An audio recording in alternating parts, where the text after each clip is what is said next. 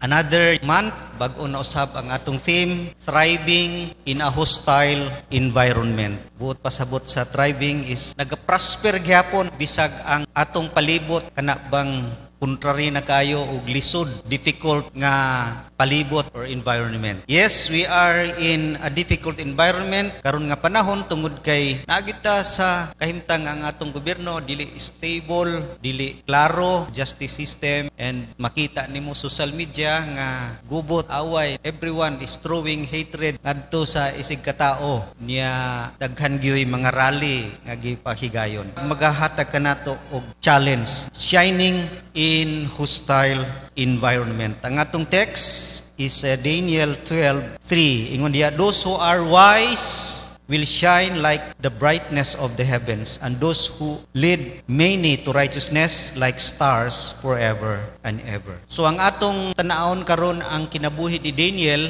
og iyahang mga friends. Sila gyud ang modelo sa Biblia nga sila prosperous, successful, fruitful, bisag naa sa environment nga different, difficult, harsh, hostile nga kanila. Makita nato sa Biblia nga ang mga Israelites na pilde o gidala gyud ang mga batan-on ngadto sa Babylon. O karon ang mga batan-on, ang mga bata sila ni Daniel o uban pa nga mga Jewish nga mga himsog nga mga youth gidala didto aron i-train nga mahimo silang magamit sa gobyerno sa Babylon under sa rulership ni Nebuchadnezzar. So dinhi makita nato sa tulo ka events, tulo ka sitwasyon nga nahitabo sa ilang kinabuhi nga nagprove gyud nga sila nag-successful, nagmadaogon, nag-shine taliwala sa perting lisura nga situation in adverse circumstances and environment. Taliwala sa lisod nga kahimtang, labi na sa ilang gobyerno, sila una is they emerge.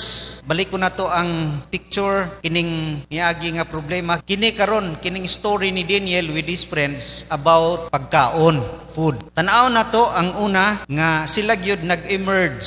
Ang problema nga ilahang giatubang karon is they are in a new home na ay hagit nga bag-ong home, bag-ong knowledge, bag-ong diet kay i-train sila nga ilahang knowledge didto na gyud kanang unsay nahibaw-an sa mga Babylonians. Unya ang ilang pagkaon katong mga karne, wine, unya bag-o na pud ilang pangalan. Mo nang challenge nga nahitabo sila ni Daniel, ni Shadrach, Meshach ug ni Abednego. Para sa uban opportunity kay makita nimo asinso kay ning Babylon. Nya diha pud ang wisdom na sila sa level sa literature dihang dapita nga taas pod. Unya nindot kay nga mga pagkaon kay pagkaon sa palasyo, pagkaon sa hari, and they have new names.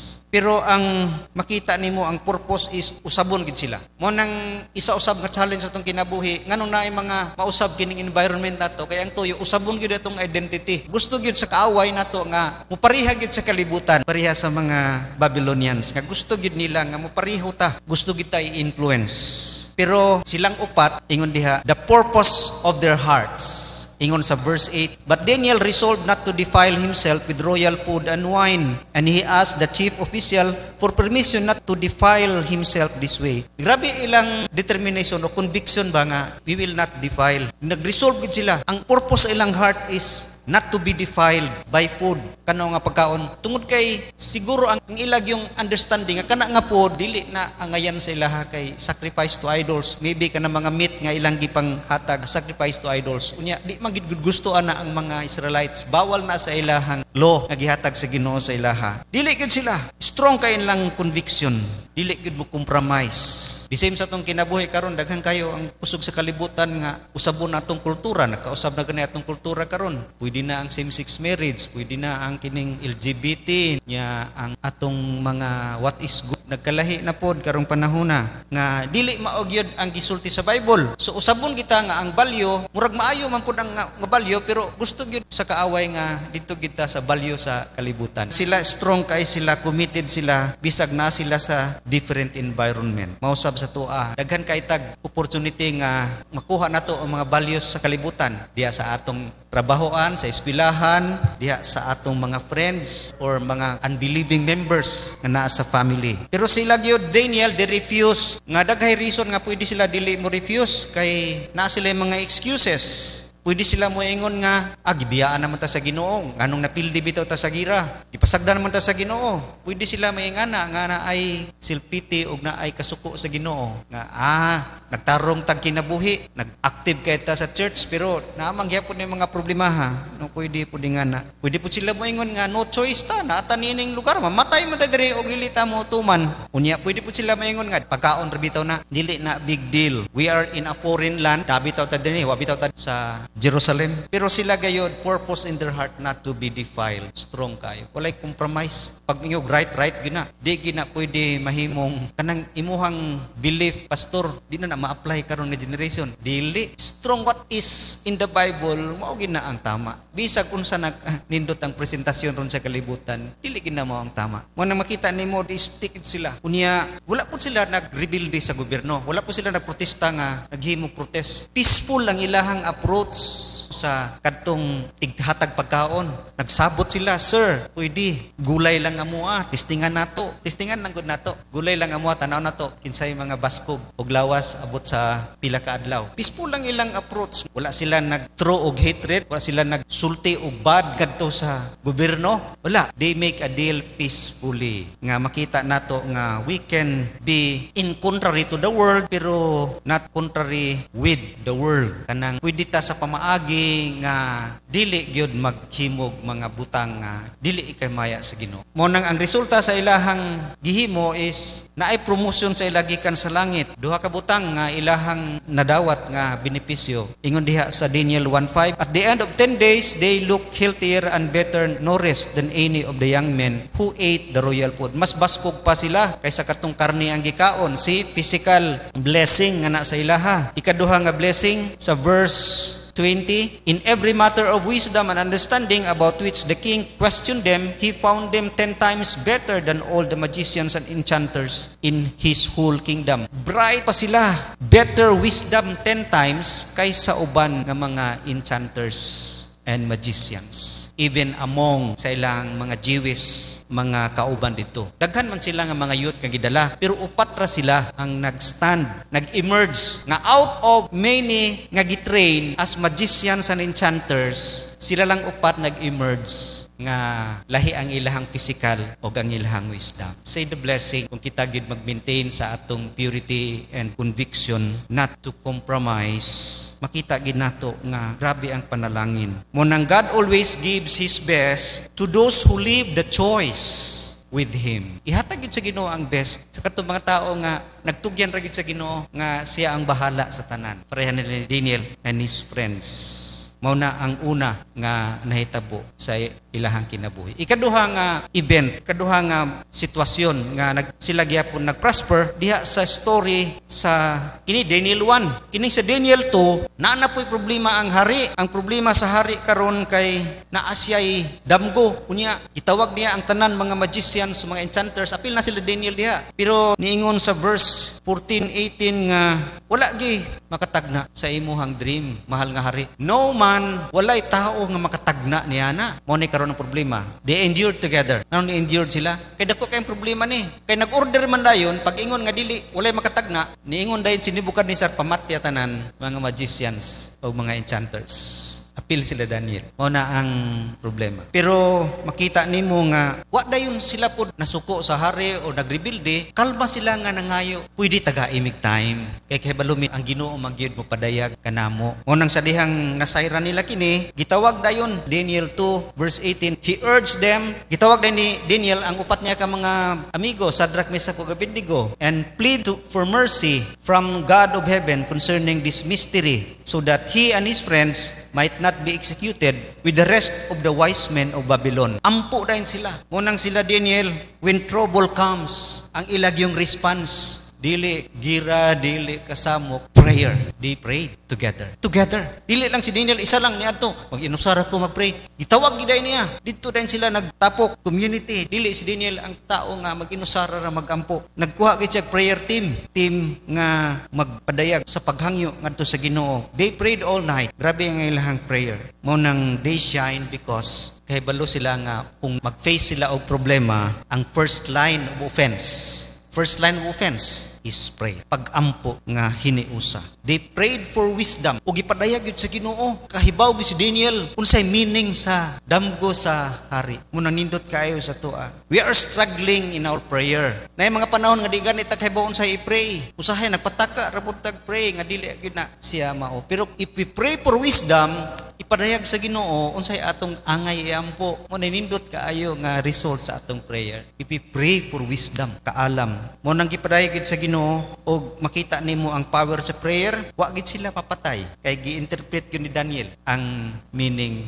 sa maong damgo. So ingana gyud, praying together gives the people of God sense of unity and identity. Diha gyud makita sa when we pray together. We declare God's rule over His people. When we pray together, munang hiniusang pagkampo nindot kaayo because we are standing in the way. Nagstand ta in the way of the world. Mo nakalibutan man na nga problema, pero kung dili ta mag-pray together, wala ta ni tindog nga against niya na. Mo nang importante kaayo gyud ang prayer. Prayer together is a practical way nga we bear witness to each other. Tungod kay we know each other. Pag we pray ta together, magkahibalaan na ta sa atong mga problema. Paghibalaan na ta sa atong pain. Unsay imong gibukaton, imuhang kasakit, then idala na to sa Ginoo. Mo na inindot guys pag-ampo. Kay kung way bugat di ta mo approach sa trono sa Ginoo. Mo nang that is why we need prayer today. Kay diha man gyud ang Holy Spirit mag-work sa prayer. And the church sa New Testament nag-work ang Holy Spirit tungod gyud sa prayer. Mo nang ginatagaan ginato pagtagad no ang prayer meeting. Mo nang atong prayer meeting karon ato nag yung ginataga ag pagtagad. More on prayer na. Gagmay na lang gyud ang message. Short gid kay ang message. The rest is prayer and testimony na. Mo nang nindot kay mag-uban kitang tanan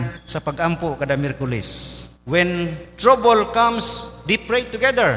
Sa diha pong pagtubag sa ilang pag-ampo, gitubag sa Ginoo, gireveal ang vision, they praise together. Mo nang nagkayusag sila together. They prayed together, they praised together. Diha sa verse 19, during the night the mystery was revealed by Daniel in a vision. Then Daniel praised the God of heaven. Mo nang resulta gid sa mga answers sa itong prayer, daghang gimanimba kay nagpasalamat gyud na sa Ginoo. Nindot kay. And lastly, last nga panghitabo sa ilang kinabuhi, kini daghay nakahibaloan ni kadtong gitambog sila sa kalayo. In Daniel 3. Kaniha Daniel 1 ang kadtong pagkaon, karon ang interpretation sa dream. Daniel 2 kini Daniel 3 nga event. So unsay background sa story, naghimog sa tuwa si Nebukadnezar, unya gusto niya mosimba tanan, unya ang dili mo bow down, pamatyon.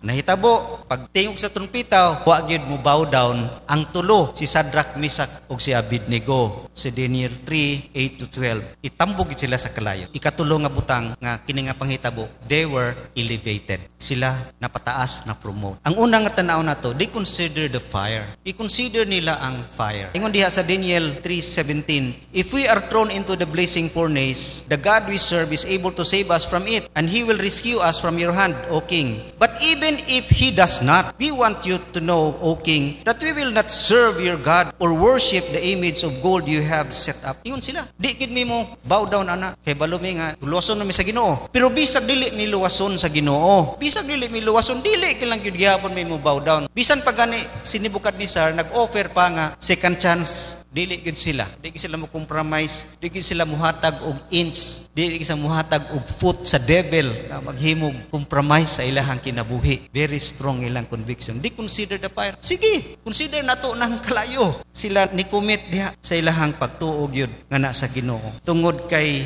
sila man gyud nagpromise sa Ginoo. When you are a Jew trained by Jewish custom and tradition, you promise gyud nga you live for Him alone. Magkinabuhi ka nga para lang gyud sa Ginoo, separated. Mo nang gitawag sila nga people of purpose. Ang mga Israelites kay ang ilang katuyuan is separated, consecrated for God alone. Nga sila gyud ang mahimong channel of blessing to the world nga makaila og Ginoo. They are men of purpose. Mo nang di gyud sila mo compromise diha. Mo nang ni consider sila sa fire. Okay ra kaayo na for them. Whether God will save them, that is not relevant para sa ilaha. Ang ilaha dili gid sila. Mo nang very strong sila. They consider the fire. When they consider the fire, nindot kay ang resulta. They conquered the fire. They overcome. Ilag yung napildi ang kalayo. Napildi nila ang kalayo, pinaagi gyud sa ingon diha sa 25. He said, "Look, I see 4 men walking around in the fire, unbound and unharmed, and the fourth looks like the Son of God." Napildi nila,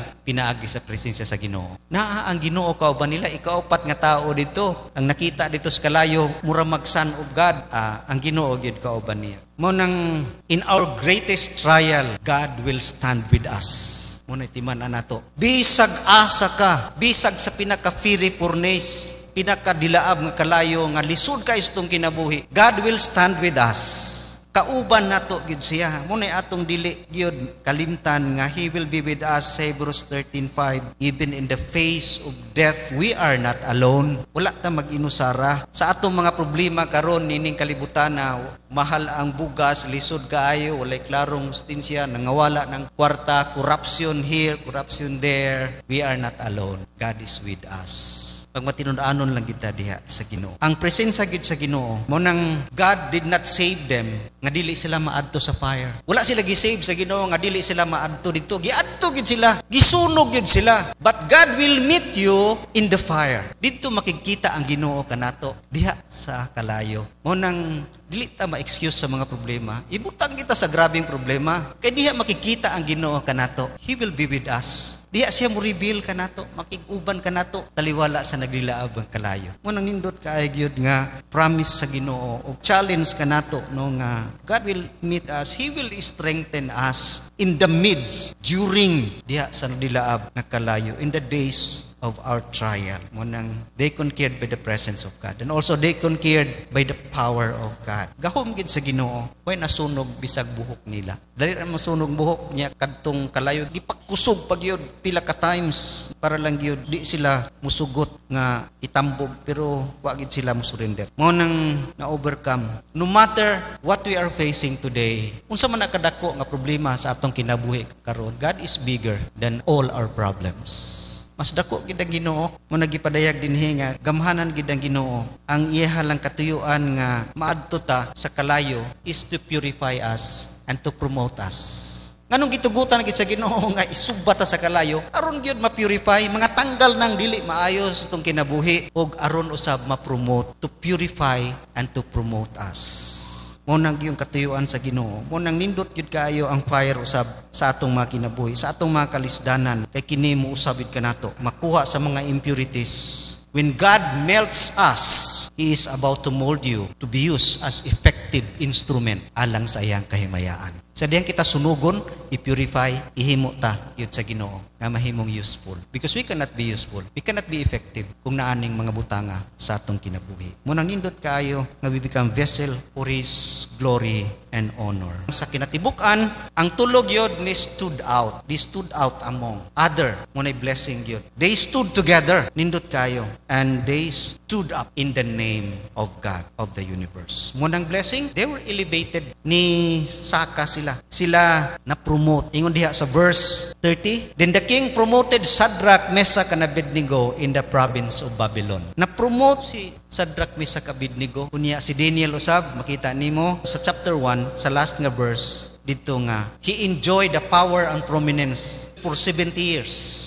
70 years. Dito naman si Daniel, wala naman gani sa niuban pag-rebuild sa wall sa Jerusalem, wala na. Nag-prosper siya dito. He lived for 70 years. Patay na si Nebuchadnezzar, lain na po nga king. Si Daniel gihapon na sa prominence and power. Sikat, nag-alagad gihapon. Nagpadayag sa Ginoo. Mo nang ang nahitabo na elevate sila, niasinso sila, na elevate po ng Ginoo. Ang mga tao nakailag Ginoo, mutuo na Ginoo, mutuo na sa God ni Daniel and Shadrach, Meshach, and Abednego. What a blessing sa atong kinabuhi if we stood up, if we stood out and stood together. Kita gid mo tindog karong panahona, dili gid mo compromise. No matter what we go in life today, always seek to honor God. Kay mao gid na ang ilahan ni Shadrach, Meshach, Abednego, to honor God. And God will continue to bless us consistently and use us for His glory. Ug makita nimo, nahimo gid silang nagprosper bisag naa sa kalisod, naa sa environment nga perting lisuda o perting ka mangtas ang mga tao. Sila gyapon fruitful and successful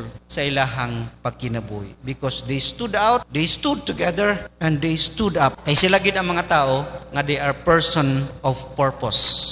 They are person of principle and they are person of prayer. Let us pray.